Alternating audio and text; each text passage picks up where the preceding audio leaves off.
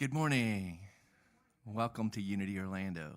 Our opening statement this morning is in our unity of purpose. We are guided by divine wisdom and prospered by divine love.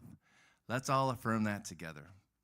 In our unity of purpose, we are guided by divine wisdom and prospered by divine love. All right, let's all close our eyes and take a nice deep breath in. And let's affirm that together in the silence.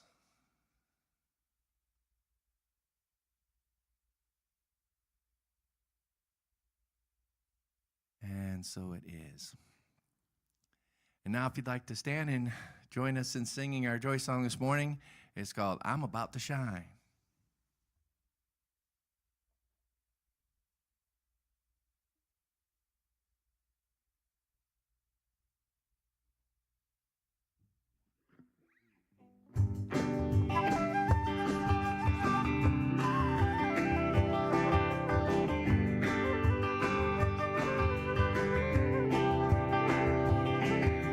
Love comes through from heaven now, and it feels like I'm about to shine.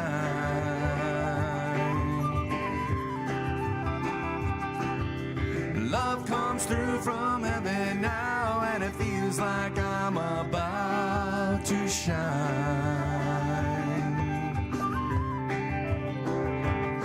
And the love that shines through is the love that's linking me to you.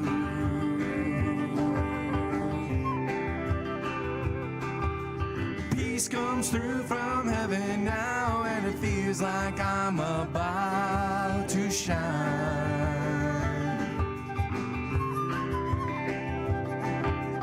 Peace comes through from heaven now, and it feels like I'm about to shine. The peace that shines through is the peace that's linking me to you.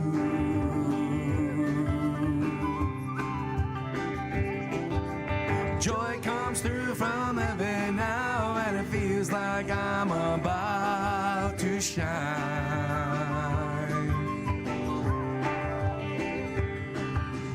Joy comes through from heaven now, and it feels like I'm about to shine.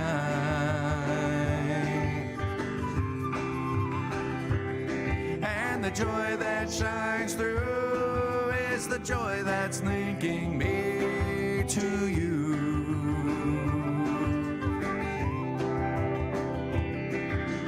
Light comes through from heaven now, and it feels like I'm about to shine. Light comes through from heaven now, and it feels like I'm about to shine.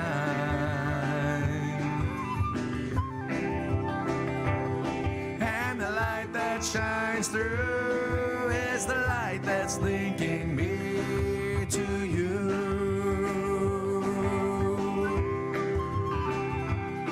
And the light that shines through is the light that's linking me to you.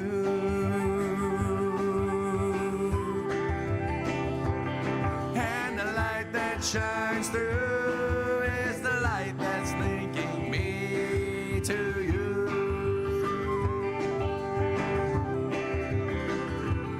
And the light that shines through is the light that's linking me to you.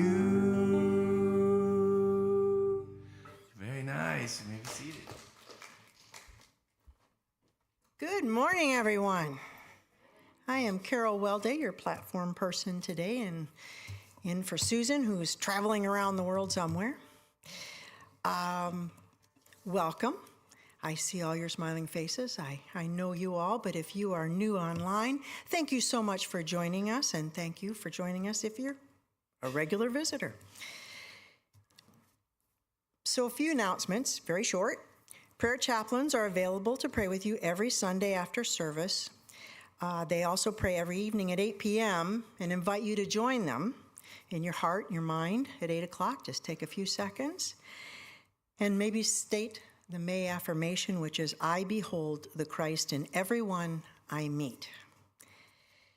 And today we have Paul, and I think you're it.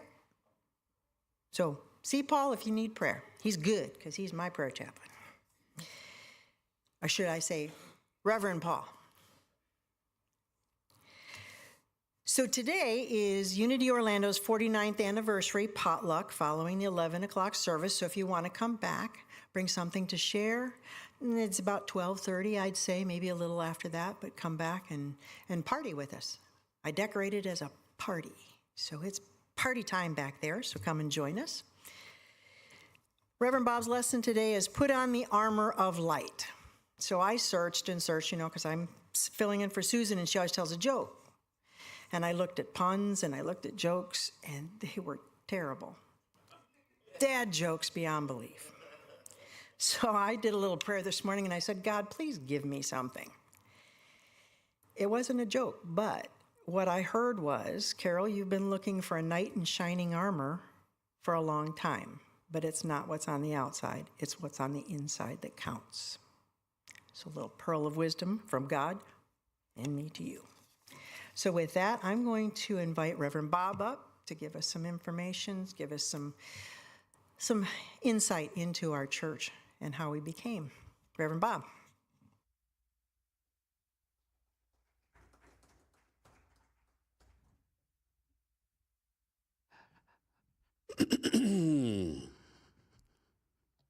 Can I take this off?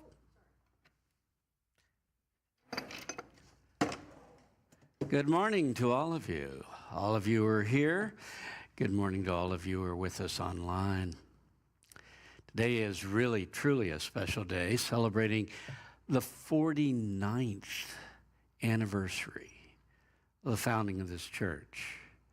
I looked at that and I thought, well, next year, it's going to be a half a century. We're right on the edge of it.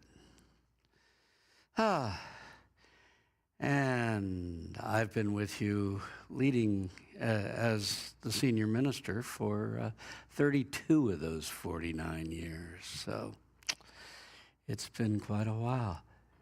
Every year we celebrate. We celebrate the founding. And I'm going to go into that in a little more detail. Let me just first call your attention to a couple of items of business. Number one, Roger Sell. Many of you may know him. He did pass just last week, and I understand there will be a service for him. His people have set it up where? It's First Congregational Church in Winter Park. Okay, and it's 11 a.m. this Saturday. Okay. Well, we want to bless Roger on his way. He went the best way you can. He was still lucid and right up near the end. He was able to just leave. And to me, that is a wonderful passing.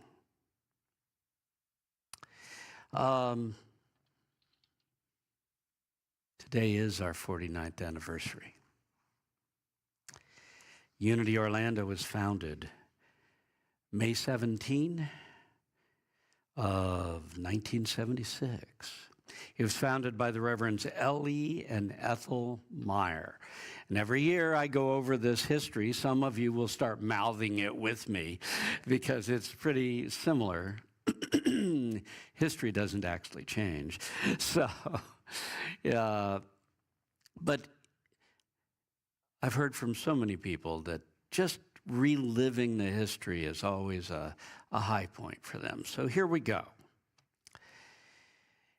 The Myers, L-E, that is L.E. It is not L-E.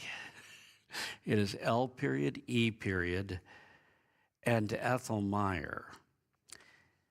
It's interesting. Our founders were among a handful of people who were most influential in shaping the entire Unity movement.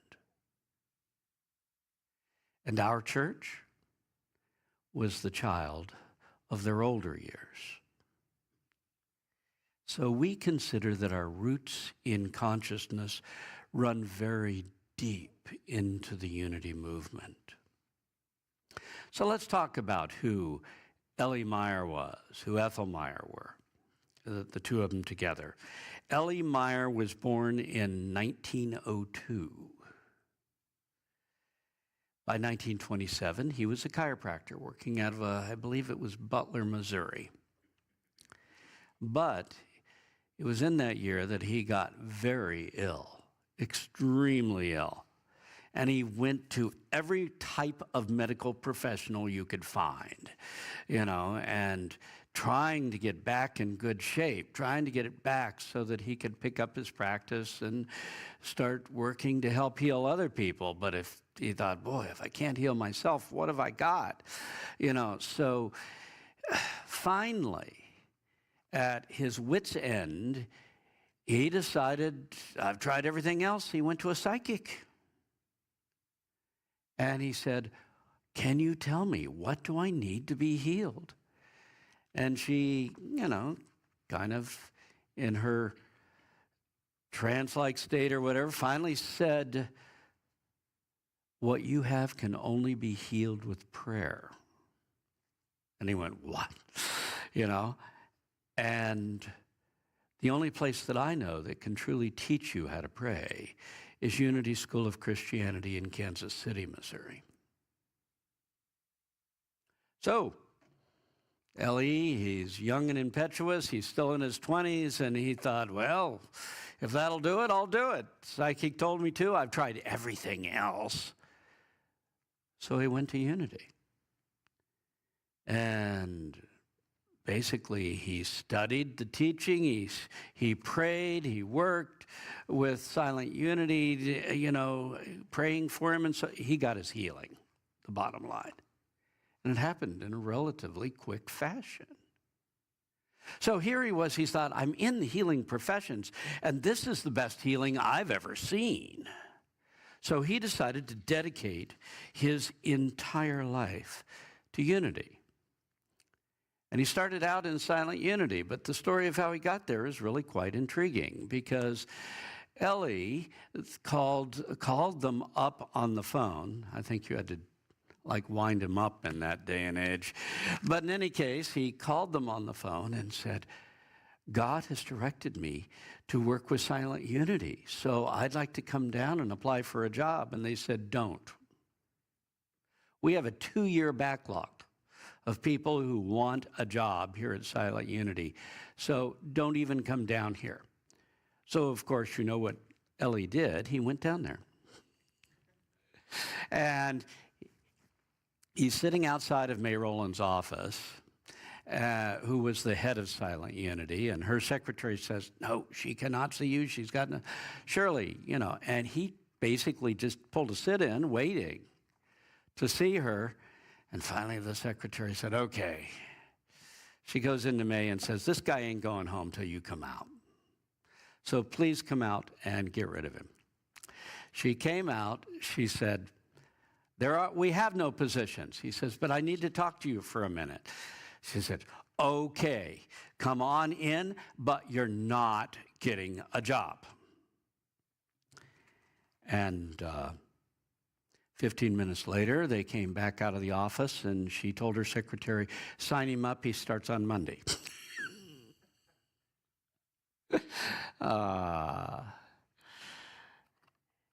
In either case, he started his working with Unity, with Silent Unity, which, by the way, is the longest continuous prayer organization in the Western world. Okay? Unity has a lot of firsts. I don't know that it's widely known. Daily Word was the first of its kind, the first of the daily prayer magazines with, everyone else who came afterwards imitated it. I mean, Oral Roberts came and toured Unity Village, and they showed him everything, said, this is the way we do the prayer, Silent Unity, this is the way we do Daily Word. He went home and did all this in his own organization. Unity always felt no idea belonged to them. It belongs to humanity. So, in either case, where are we? Ellie worked closely with Charles and Myrtle Fillmore. And while he was there at Silent Unity, he met a woman that he married, Ethel Cox. And marrying her, even in his 90s, he would declare marrying Ethel was one of the better decisions of his life. In 1934, he decided that he needed to branch out beyond Silent Unity, and he pursued becoming ordained as a Unity minister. Now, here he is ordained. He's just taken over his church, and Unity's filled with all these little old ladies and older people, who are opening up churches. But they see this young guy come in, and L.E. was selected to be the first president when they formed the Unity Ministers Association. Well, there'd never been a president before. Of course, there hadn't been a Unity Ministers Association before. So he decided he had to set the bar and figure out what he was doing. He decided, I'm going to have to tour the Unity movement and see what it's like out there. And during that year, he toured every single Unity church in the movement and made notes on each one and what was going on with them. You say, didn't he have a church? And the truth is, yes, he did. And he was kind of in a quandary as to what to do before he made this trip. And that's when he spoke with Papa Charlie, Charles Fillmore. Charles and Myrtle were the founders. And Papa Charlie said, why doesn't Ethel come out to the ministerial program this summer? We'll ordain her by the end of the summer, and she can take over the church while you're gone. That is exactly what happened.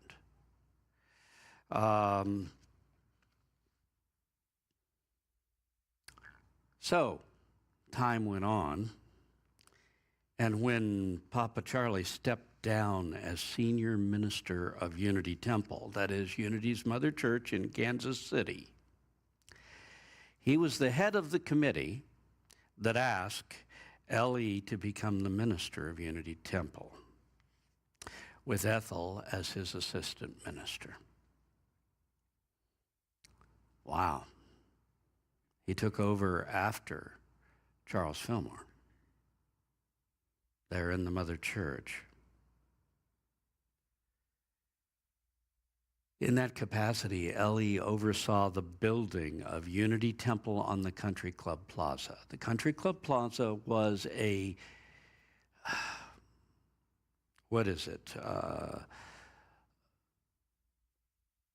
where a whole bunch of stores are together. It was a mall, but it was a retail plaza, okay? It was a shopping plaza, that's all I wanted to say. It was a shopping plaza, which quite frankly, in the 40s, was a new concept, okay? And they got this prime territory in Kansas City, and this was to be built very exclusively, and to this day, the architecture is gorgeous as you drive up and down the streets of all of these shops and so forth. There was room for one church in the Country Club Plaza, and Unity took that spot. Now, it's of note, they built Unity Temple on the plaza. It was built in the early years of the war. They got the very last delivery of cement for the foundation that was allowed before rationing went in. There was miracle after miracle in the building of it. But L.E. was at the helm while they built this multi-million-dollar project in the 1940s. You do the math on what that amounts to in today's dollars. 4,000 people attended the dedication ceremony. Ethel ran a Sunday school, 300 strong. And after 29 years in charge of this huge ship, they stepped down in the early 70s. They spent a little bit of time out at Unity School. He was like, they didn't want to let him go entirely, so they made him chaplain of Unity School. And then finally they retired to Florida. And in 1976, they founded our church. Now, when I first came here, they were still attending. They attended this church after they stepped back and were supportive all the way through. And they would say over and over when talking with them, we served many Unity churches, but we only founded one. And that's this church. Now, after only 2 years, they became ministers emeritus. Though, as I said, they attended every Sunday. And Reverend L.E. Meyer's last act in a Unity pulpit in his mid-90s was to stand right where I'm standing today and lead the dedication prayer for our new church building when we built this church. So let's talk about the church history. Founded in 1976, it was first located in Winter Park. It moved to this location in 1986. This was a little tiny old Church of God building. It was a small property. And when I came here, we were busting the seams without any doubt. They said, if you come here, you got to know we have to build a church. So we bought 4 adjoining properties, little properties. We had to buy them all separately.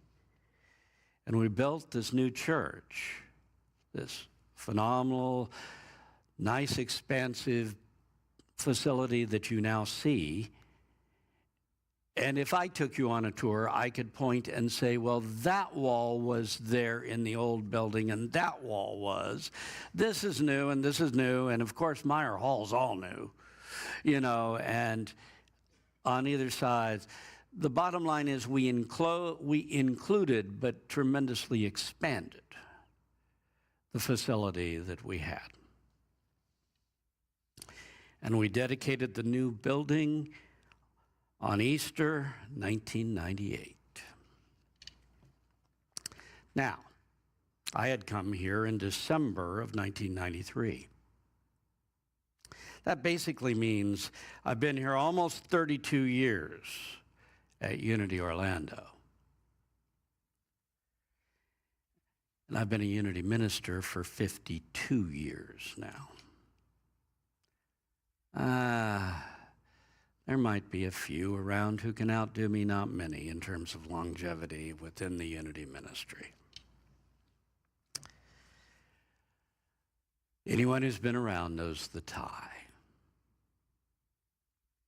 Just before Ellie and Ethel left to go to Washington State to live near their daughter, and they died within the following year.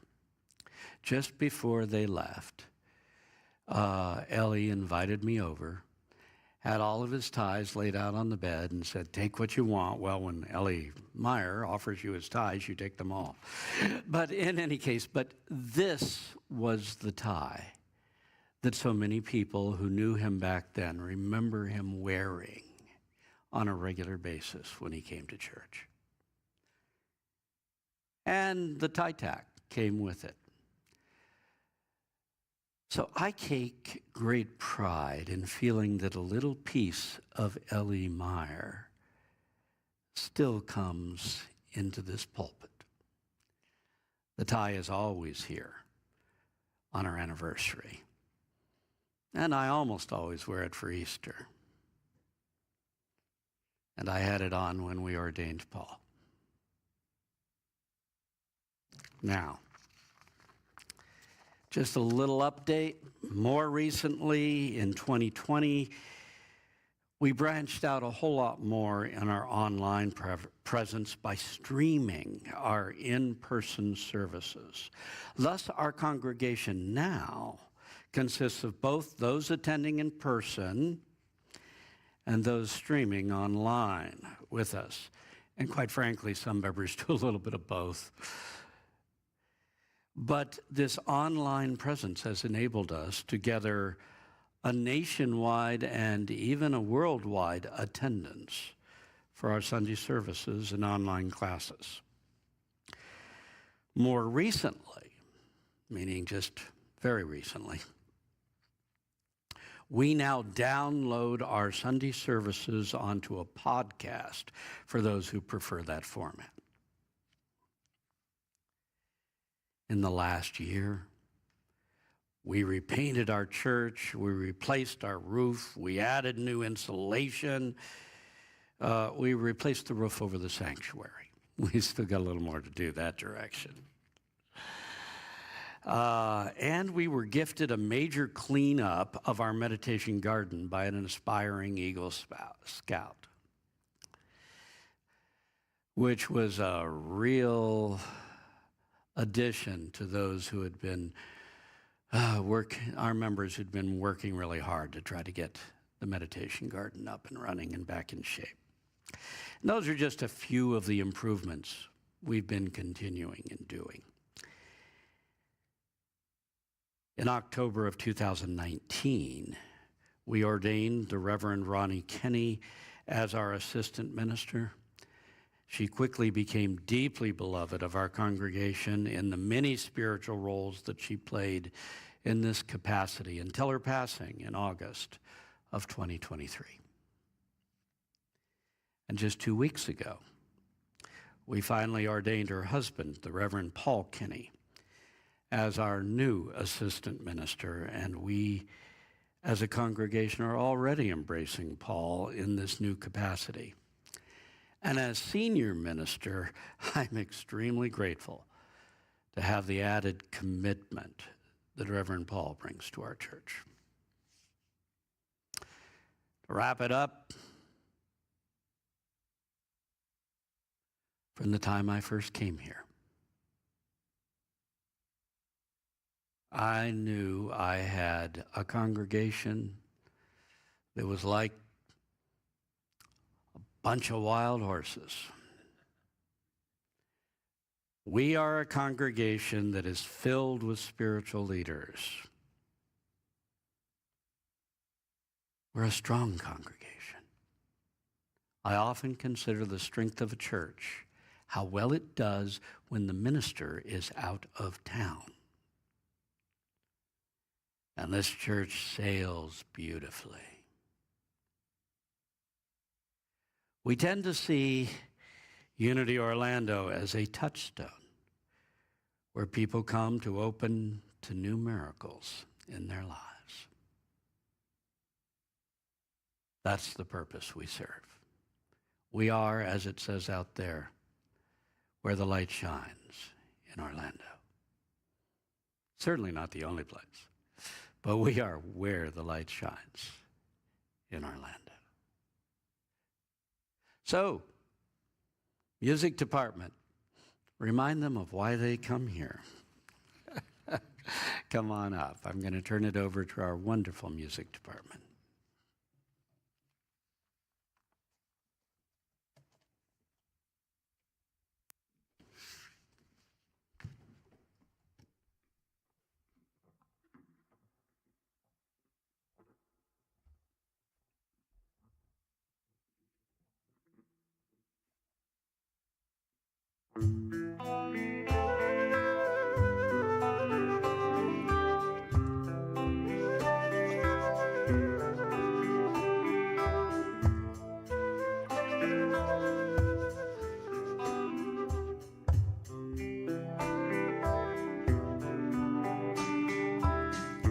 I could settle for a decent peace of mind.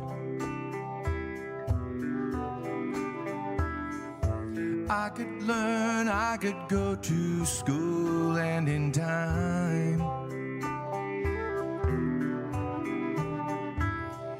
Live carefree and walk in style. Take a breath and relax for a while so I could think of a better life to live and move and have my being in a sea of loving light.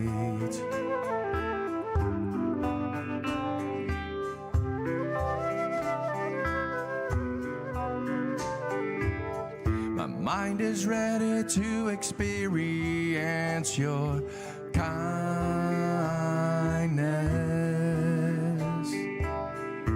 I am here to live as myself in timelessness.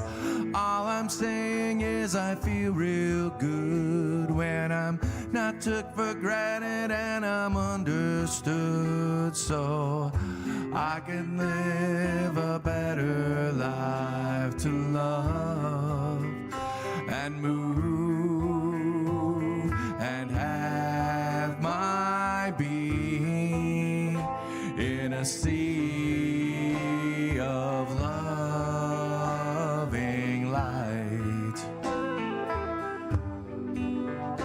In a sea of loving light.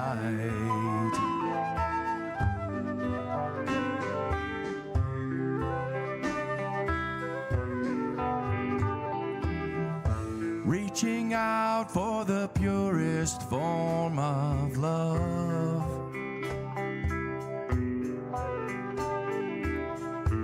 I've been looking for the answers below and above,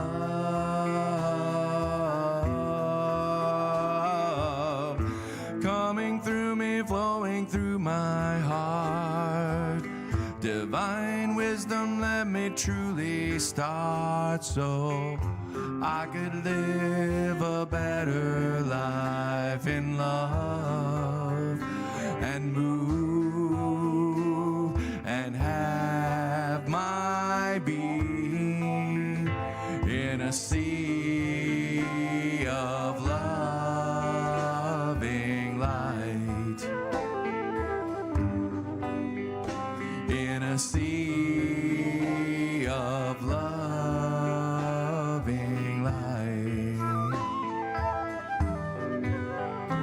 In a sea of loving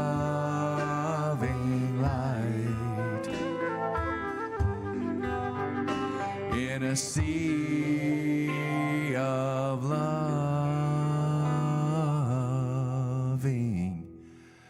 light.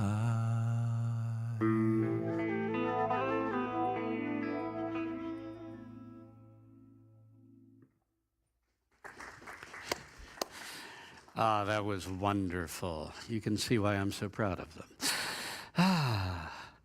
I talk and you all listen. I like it when they sing because I get to listen and I get to feel it. And it's beautiful. Thank you so much for conveying our message in music. Okay. I had to choose a subject, number one, that I can go a little shorter on, and we're going to really hope I can do that. And something that really grooves with our anniversary. So I chose Put on the Armor of Light. It's actually a quote from Paul. We'll do it in a minute. The realization of spiritual light has been used for protection for thousands of years. In the last century, of course, we have in Unity our prayer of protection. And if you'll remember, it starts out, the light of God surrounds me. God and the higher spiritual realms have always been experienced as light. We got the burning bush as far back as, what was that? Moses? Abraham? Abraham. Abraham came on the burning bush. You know, you say, well, that was a fire. No. It was a fire that did not consume. It was about light. It was this brilliant ball of light. And then we can update a couple of thousand years, a few thousand years, and we end up with Paul on the road to Damascus. And in Acts 9:3, it says, he came near Damascus, and suddenly a light from the sky shone round about him, and he fell to the ground. Well, Paul's whole conversion is his experience of Jesus. It all took place in the light. So this idea of light, this having an encounter with the light, has always been a powerful spiritual experience.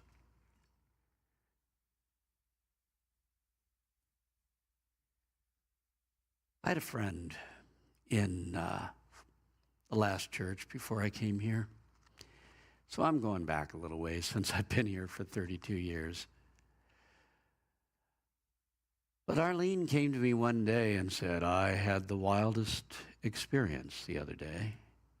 She said, I'd been getting more and more depressed because I've been praying for all my friends. I have some issues I need taken care of, but I'm very worried about things my friends are going through, and I've had them all in my prayers for a while now, and nothing is happening. So finally, I got frustrated, and I had it out with God. And I was stomping around my house, yelling, "You're a bad God. You haven't answered any of my prayers." And in the middle of this, suddenly, there was a flash of light that filled the whole room, and I went, uh-oh, I've gone too far. She said, I was bathed in this phenomenal light everywhere around me. And she said, and then a voice came through and said, "O ye of little faith, your prayers will all be answered within 2 months."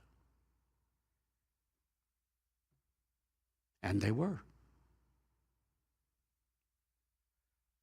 Well, that is the classic experience of the light. For many of us, light is a little more subtle.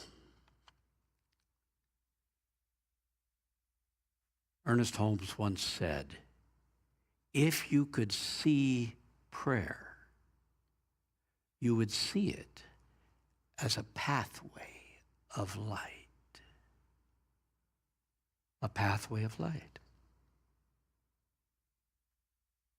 When we are imaging something surrounded in light, we are basically declaring God is there. And when you're imaging yourself surrounded in light, you're declaring, God is with me. Well, let's talk about darkness. You know, there's a battle between light and darkness. There's no battle. It's no contest. Darkness is the absence of light. Turn on the light, the darkness is gone. They don't battle. So, you say, well, how can there be darkness then? Because we have free will, we're allowed to block out the light. But it's artificial. is created by blocking the light. The moment that you can change that, the moment you quit blocking the light lights up the darkness. Fear is the fuel. Fear is the basic emotional of darkness. And when we're faced with the appearance of evil, it's fear that makes it seem so real. But if in the face of seeming evil we can image spiritual light, it dispels the darkness and, quite frankly, dispels the fear. So always remember, there is no darkness that can stand up to light.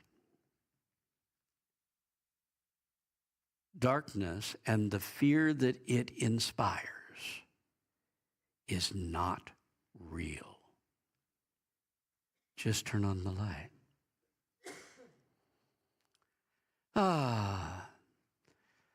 I'm going to tell again the story of something that happened in my first few years in the ministry. Not everyone likes me to tell it, but in my 20s, I was the assistant minister in Miami. And I had led the YOU, and one of my ex-YOUers who graduated on and got into college called me up one day and said, "We really need your help. I need you to do an exorcism." And I said, "Well, that wasn't one of my classes in ministerial school." She said, "I've talked to the Catholic priest and he won't do it." But it seems that her stepfather had decided, who was somewhat of an alcoholic, had decided he was going to take a channeling course or something, where you... Anyway, he was awakening psychically the ability to communicate with something that was beyond. And in that case, probably because he was an alcoholic, because his consciousness was open to darkness, because he blocked out so much light, he was experiencing something that looked almost like demonic possession and was scaring his wife and the daughter to death. And they would confront it, they'd use the Lord's Prayer, they'd try all kinds of things. Nothing could move him out of this bestial state once it seemed to take over. She said, "So we need you to come and do an exorcism." I said, "Well, never done one, have no idea what to do, but this one thing I know, there is no darkness that can stand up to light. So you gather your friends from YOU, we will gather in your apartment, and we will meditate on filling the whole place with light." That's exactly what we did.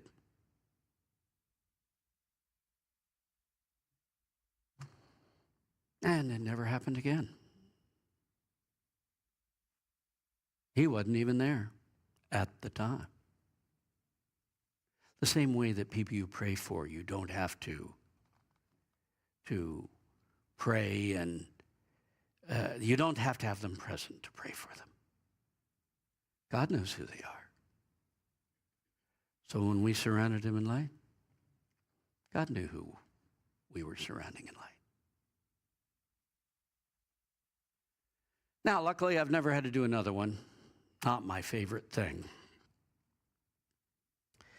On the other hand, my daughter grew up knowing that story. So when Lindsay came to me, she was living in San Antonio at the time, and said, "We're having some really strange and, quite frankly, scary stuff that's going on in one room in the house. And we wonder if it's a portal to something evil and all of that, And I said,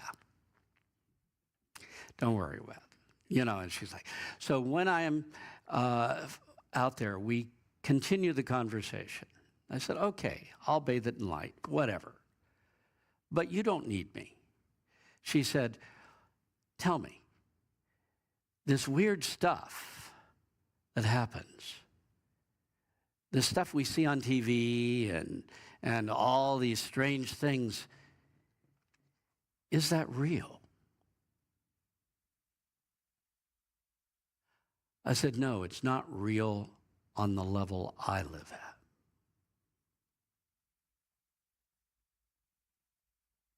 Oh? I said, yeah, human beings can't do anything outside of divine mind. We can't do anything beyond God. So anything any human has ever thought of exists someplace within divine mind. And there are those lower levels that you can go and hang out in darkness if you like. But as long as you're a being of light, it's not real. It's not part of your life. It's not part of the world around you. There's actually nothing to fight with. Just don't live there. Remind yourself, I don't live on a level where that's real. I just plain don't.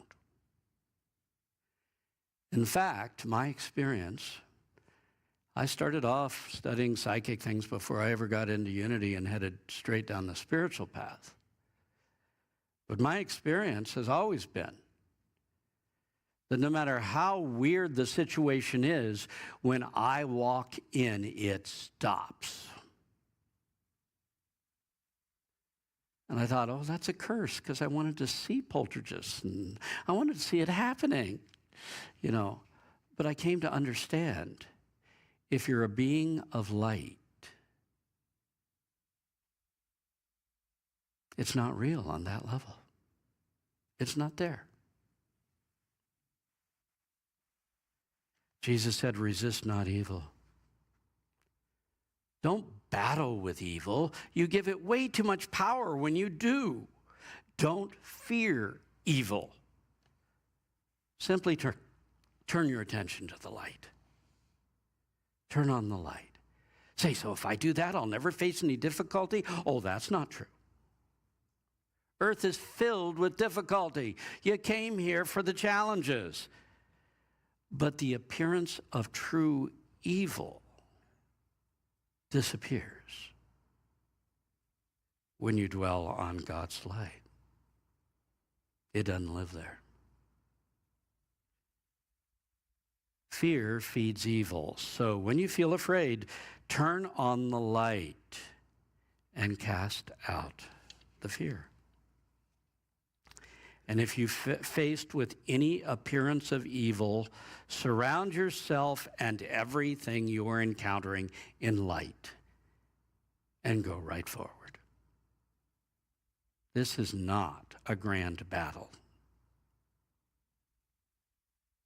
It's just placing your attention where it needs to be. You are a being of light. The moment you remember that, the darkness vanishes. In Romans 13:12, Paul said, let us cast off the works of darkness and let us put on the armor of light. Let that be your protection. The ability to turn away from seeming evil and see that light is even right there. Turn on the light. In Ephesians 5:8 and 13, live therefore like children of light. I got those two words backwards for you up there, didn't I? But it's actually live therefore like children of light. For all things that are condemned are exposed by the light. And anything that is made manifest is light. The entire manifest realm.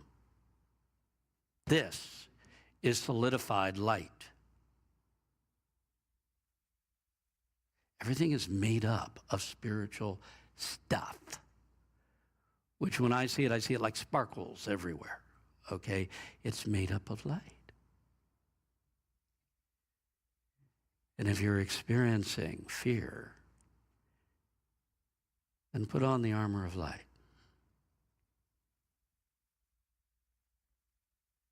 Psalm 112:4. The light dawns in the darkness for the upright. I'm not saying you're never going to walk into a place that feels really dark. I walked into a voodoo shop in New Orleans at one point with Josh and Damien. They were both young boys, and Damien impetuous and all of that. Ooh, that's a spell book. I want to buy it. I said, no, you don't. This is the real thing. And, ooh, well, this one.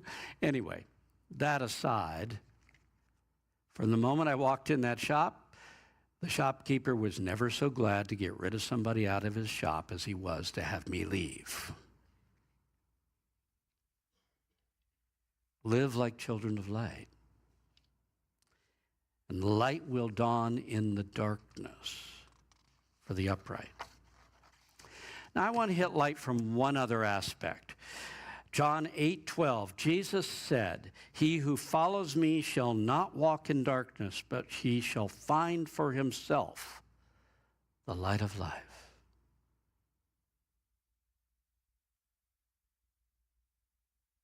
Wow, that's an assignment. There's a light at the center of your soul. Jesus called it the light of life. And spiritual awakening revolves greatly around reaching toward and eventually discovering that light of life within you. So, let's talk quickly about how to put on the armor of light. I got 7 ways we can use light. It's all going to be stuff you're probably familiar with. Number 1, each day surround yourself in light in order to face your day. Put on the armor of light before you ever go out to face your day. Realize you are a being of light. Image light around you. You say, well, I'm not sure I can feel it. Then image it. You know the old fake it till you make it? If you image light long enough, you will pass over a threshold where no longer are you doing anything. You are glowing in light. You're in the light. So the meditation exercise here, I've told you a number of times over the last couple of months, you reach until you image a point of light at the center of your being. And when you've got that clear, you expand into a ball. And then you expand out more. And eventually you spread the image of this light through your whole body. Now, your light's not restricted to your body, so you're then going to spread it out 3 inches, 6 inches, 12 inches, 3 foot in all directions. And light can go into the floor and above your head until you begin to experience yourself as a glowing being of light. You hold that image long enough. The experience that it represents will begin to surface through you. The second step is to surround people you care about with light for protection and healing. Remember Ernest Holmes? If you could see a prayer, you would see it as a pathway of light. Well, we do that. We surround the people we love in light.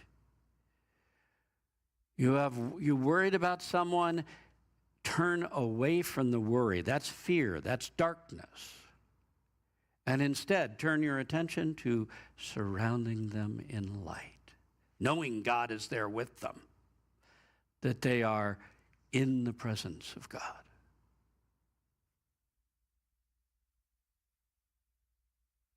You can use it for protection. You can use it for healing.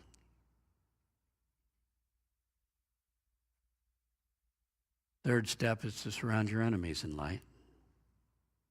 Say, now I understand doing this for the people I like. Why am I surrounding my enemies in light? Because the very concept that they are your enemy is darkness. So change the character. Surround them in light. Are they going to be your adversary in this dance? Yeah, maybe.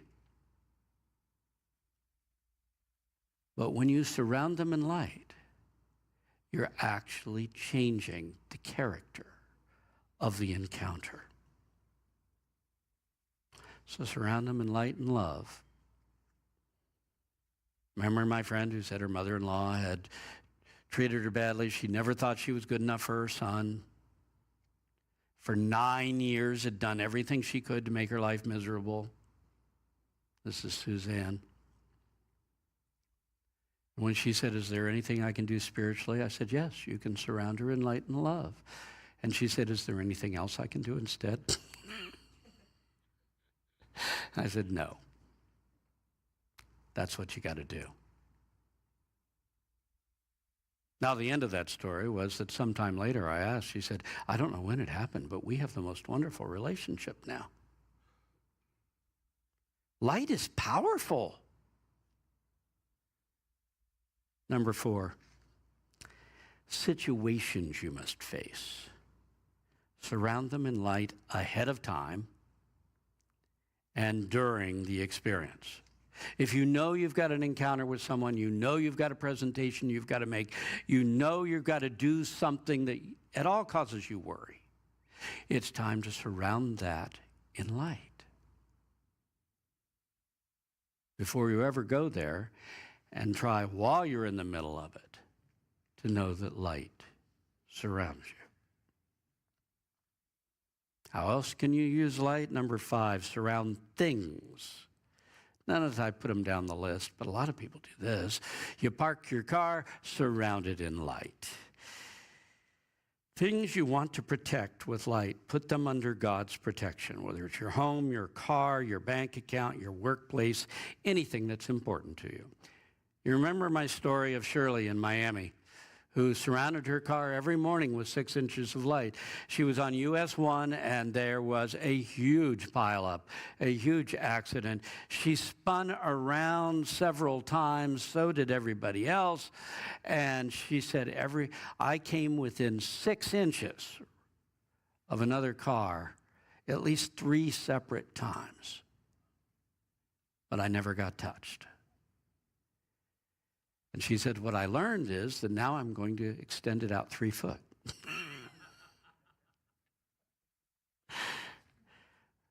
If there's something in your life you're worried about, surround it in light.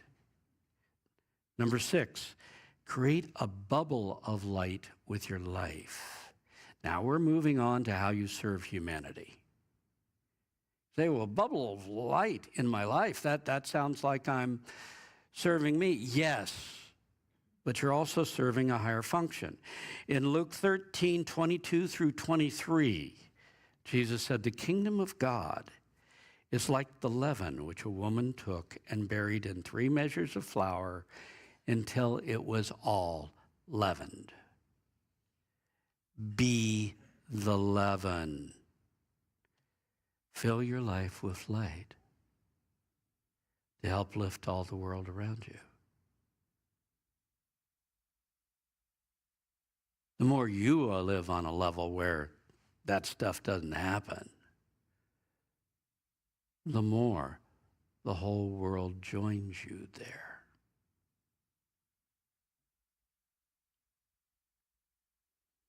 You might, in your mind, create a dome of light around your home, around your workplace, this church. Creating just a dome of light. And then you're going to want to stretch it out. You're going to want to image the entire earth surrounded in light. We live and move and have our being within a sea of God love and God light. Notice the unity symbol up here.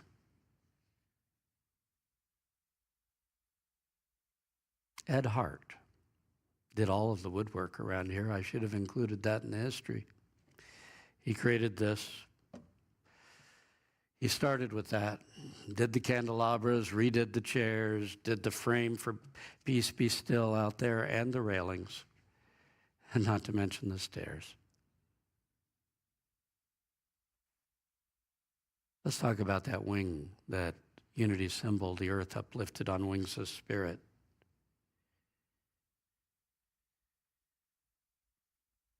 That is the goal of the unity movement. All of humanity lifted to their spiritual potential of light. Humanity lifted. The type of thing that Jesus meant when he said, I, if I be lifted up, will draw all men unto me. So bathe the world in light. To lift humanity. And finally, number 7, there's one last way to use light. And I mentioned it earlier in the last scripture. Declare, I am filled with and radiating Christ's light. I'm filled with Christ's light. I'm radiating Christ's light in order to rise into my highest self and join with Jesus Christ in the higher realms. I am filled with and radiating the Christ light in order to rise into my highest self and join with Jesus Christ in the higher realms. Let's close our eyes and do a little of this putting on the armor of light in meditation. Take a deep breath and sigh it out. Peace. Be still. Let the outer world go, the outer responsibilities, the cares, the worries. Just let it all fall away for this moment.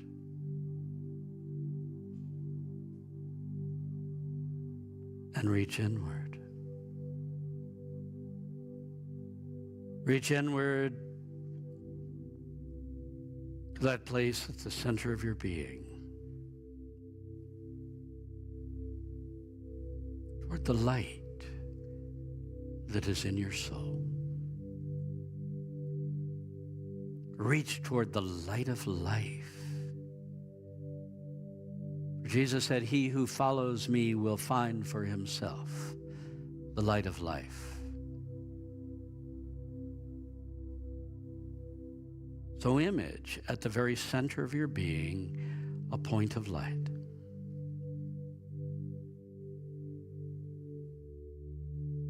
See that light stretching out into a ball, a radiant ball of light at the center of your being. And that light then radiating into every part of your body, moving through every corner of your mind. And image that light out beyond your body now, 3 inches, 6 inches, in all directions. 1 foot in all directions. 3 foot in all directions. I am a being of light, for I am a child of God.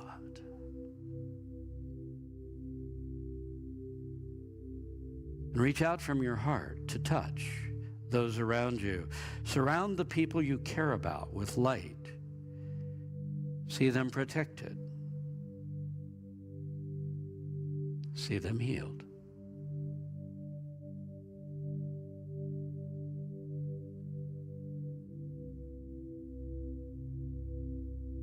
Now bring up the picture of those you have difficulty with.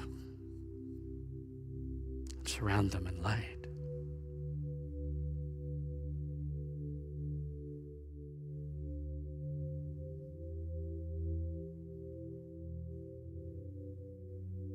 Think of the situations you will face today or this week. encounters that lie ahead of you, and surround the entire encounter, this entire experience in light in your mind. Let that be your prayer.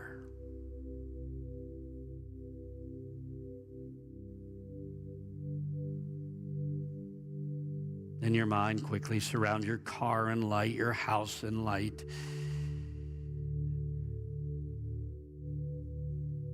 The things you think you need, surround them in light.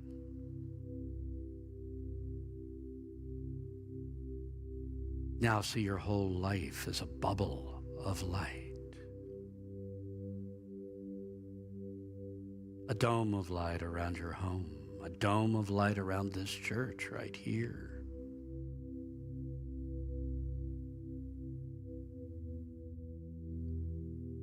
And finally radiating out.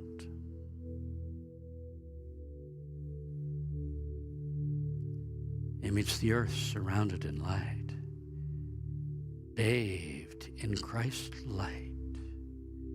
All humanity permeated by the light. The light of God surrounds us and surrounds us all.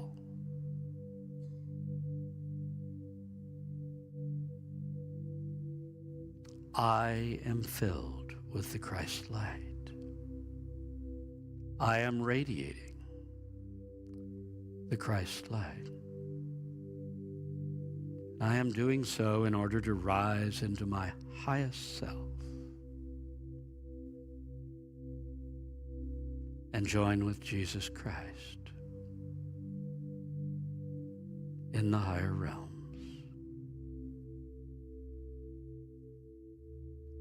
Father, for the awakening taking place within each of us, we are truly grateful. Thy will be done through us all. Amen.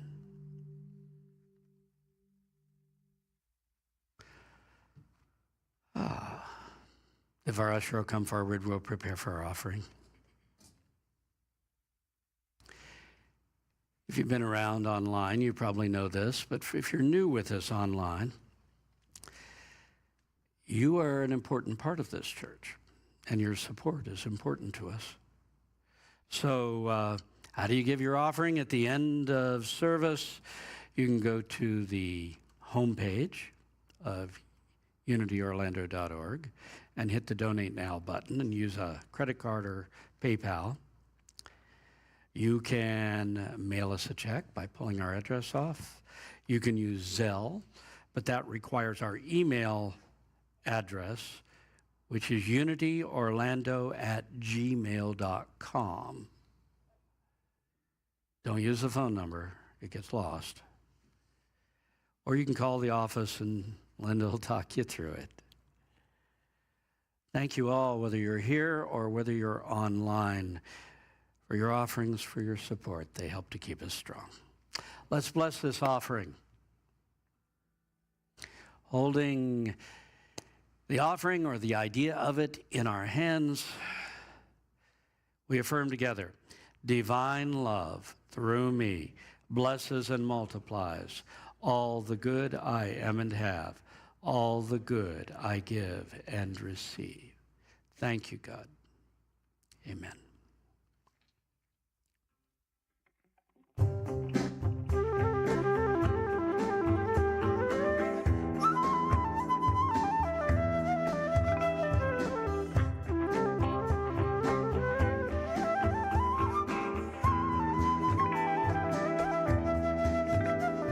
The stars that twinkle in the sky are the reasons we ask why.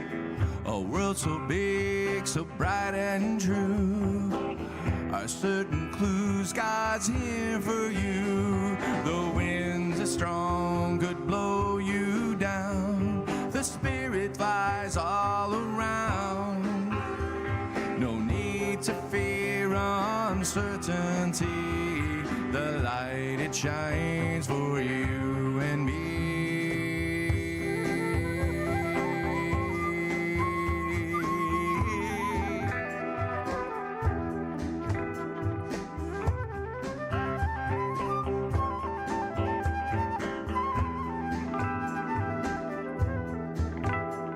to be what you're here to be. With love you see the world could be a peaceful place, a saving grace, or any possibility. The wind is strong, could blow you down. The Spirit flies all around. No need to fear uncertainty. The light it shines for you and me.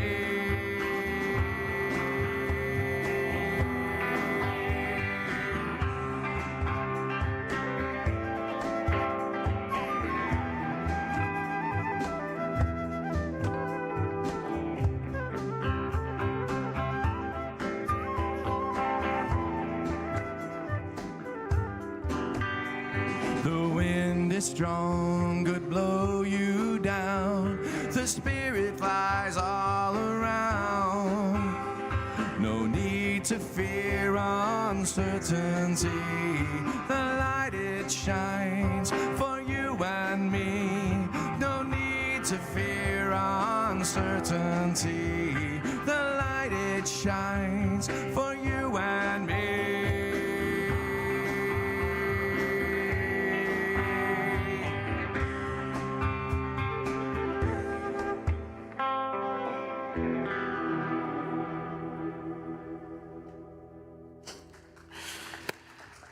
Oh, that was gorgeous.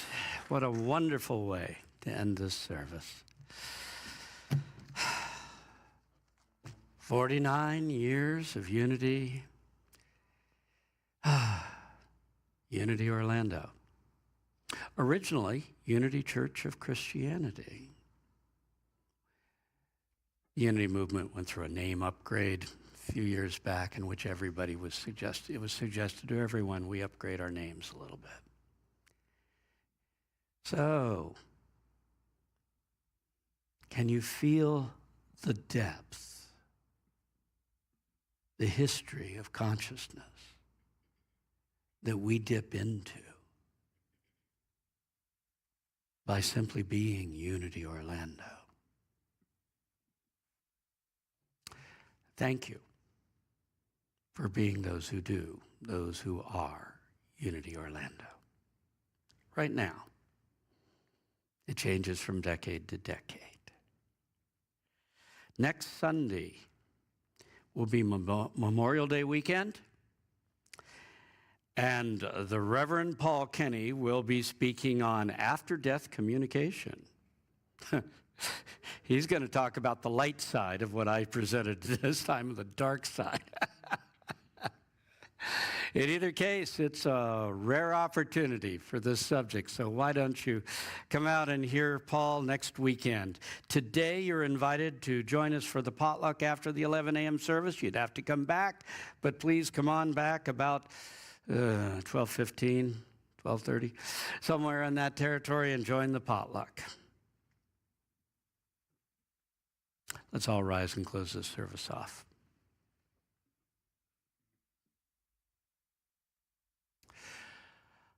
The light of God surrounds us. The love of God enfolds us. The power of God protects us. And the presence of God watches over us. Wherever we are, God is, and all is well. God bless you all. Have a wonderful week. And we're going to close.